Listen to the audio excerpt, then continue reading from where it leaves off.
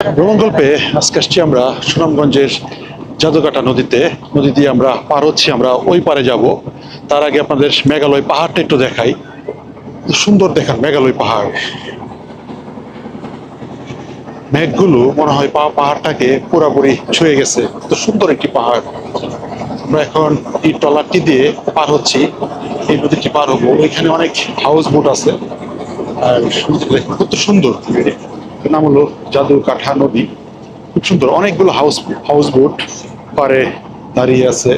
আর পাহাড়টা দেখেন, এই পাহাড়টা দেখলে আপনাদের আসলে মন প্রাণ সবই ভালো হয়ে যাবে। কত সুন্দর পাহাড়। আর পাহাড়ের ওই প্রান্তে হলো ইন্ডিয়া। দেখুন কত সুন্দর। আসলে এক পাশে পাহাড়, আরেক পাশে হলো নদী। আর ওই যে দূরে দেখা যাচ্ছে একটি ঝর্ণা, ইন্ডিয়ান ঝর্ণা, খুবই সুন্দর আর মনোমুগ্ধকর একটি দৃশ্য। আল্লাহর সৃষ্টি যত সুন্দর, আপনি এখানে না আসলে আসলে বুঝতে পারবেন না কত সুন্দর একটি দৃশ্য।